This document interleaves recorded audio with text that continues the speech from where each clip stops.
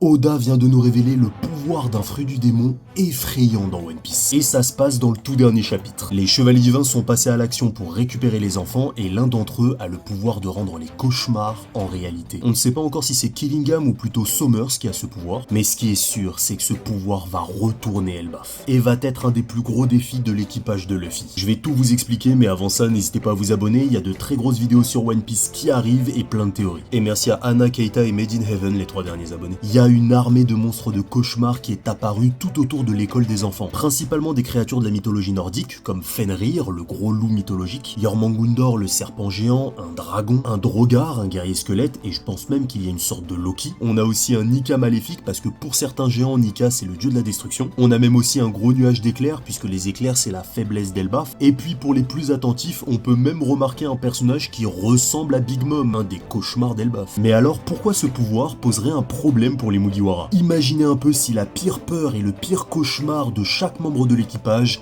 devenaient réalité. Symboliquement, ce serait incroyable comme type de combat et je veux votre avis sur leur potentielle peur. Zoro, vu qu'il a peur de la défaite, sa plus grande crainte, ce serait un mec plus fort que lui, Mihawk. Sanji, ce serait peut-être lui en mode Jirma Vinsmoke. Et Luffy, son plus grand cauchemar, ça pourrait être Ace. Un Ace avec un trou dans le ventre. Enfin, ce serait hardcore.